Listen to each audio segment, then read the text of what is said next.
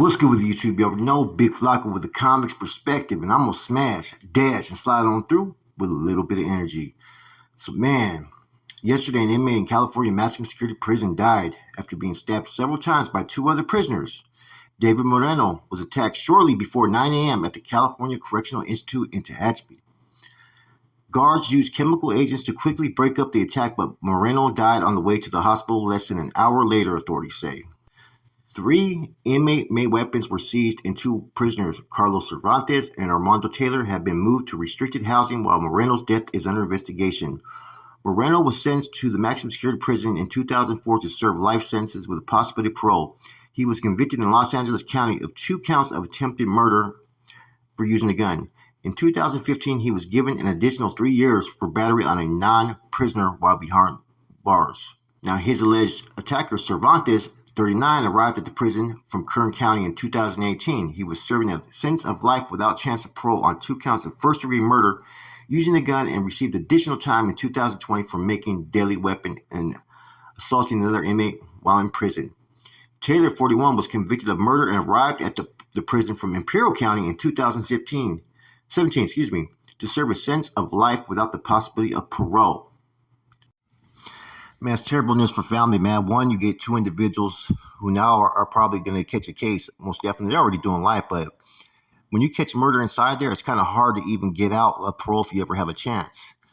The thing is, you have another man whose family are going to get that note, that addressal, a day before Thanksgiving, man. And a lot of times, like I said, when your loved ones are in prison, a lot of families just pray that they make it out alive, pray that they could have the things like as best as they can, but these are level 4 180 yards. They don't play, and this place, Tehachapi, has had a long history of issues between two fivers and the Zapatistas, right?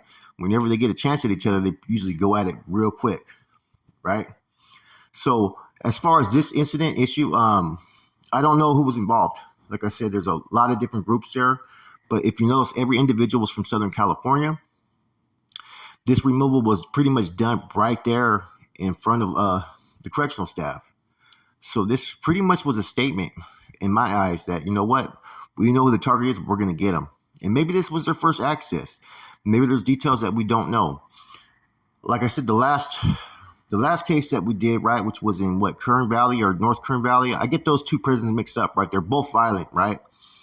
You actually had, allegedly, it was the Nuestra Cosa that hit a fucking Northern Rider, I've been hearing, or Rider, however you want to define it.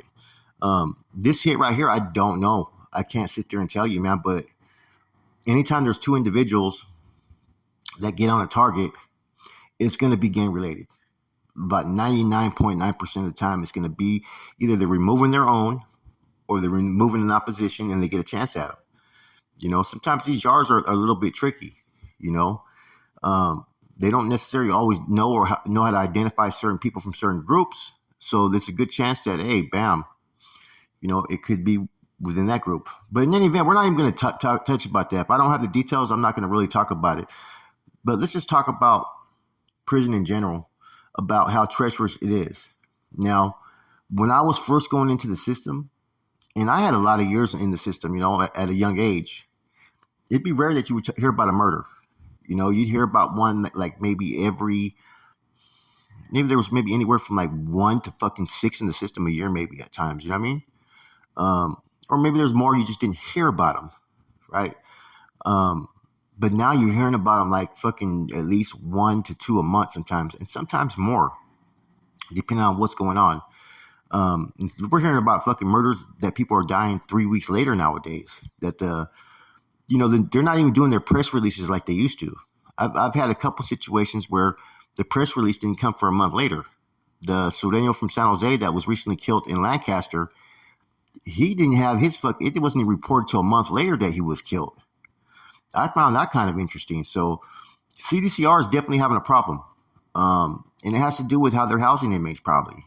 And see, there's no one way in which these deaths are occurring. Either they're people taking care of their own for disrespect, for debts, for whatnot, or it's some type of other political reason, or it's a gang attack. I would have to say on the active side, it has to do more with money, or disrespect. But I say on the SNY side, it has to do with disrespect more or campaigning or just being the enemy. Like I said, the only time you're seeing any type of groups going at it, right, is more on the SNY side nowadays because of the end all hostilities.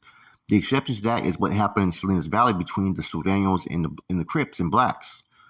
You're going to have little skirmishes that happen out of nowhere here and there, but besides all-out wars, it's going on the SNY side. And in reviewing everything, this is my thing I'm starting to consider, right? Most of these murders started to fucking really have an upgrade in percentage is after the end of all hostilities. Even though they're happening on the SNY side, but the upgrade, like as far as the amount of murders per year, has happened since the end of all hostilities. And a lot of these situations have nothing to do with the active side. Now, they also got these violent housing units they're starting to house people in. Where I had that one individual monster, the Nuestra Cosa dude that killed that dude in Folsom. You know what I'm saying? This is where they're starting to house people. It's like a shoe, but they have a little bit more privileges, man. Nobody really talks about that. I think the next step that's going to happen, and this is what people got to start fucking taking account, is even if these murders are happening on the SNY side, they're going to use it as far as this is happening in prison in general. They're going to start slamming people who they feel are the reasons because these murders are happening. They're not going to slam them for gang affiliations, but they're going to slam them because they were responsible for it, that they feel. As soon as they start getting any type of word, kites or anything, they're going to fucking bring all that to lock people down. They've tried to do that with Todd Asker already, and a couple other individuals. Now, what's interesting is, in the Operation Quiet Storm indictment, it talks about phone conversations with two carnales. Now, how the hell did they get that fucking information? I read that in one of their pleas when it was with Sammy and Chuco, right? It was in the newspaper. They talked about from phone conversations. So how are they getting the tap on these phones? Now, they have the stingers that they put in these institutions, right? Or no, not saying that they put these in institutions, but they can. Stingers, what they are is they're a fake satellite to where your phones can run off that. And they can catch you live in any of your fucking conversations, any of your texts.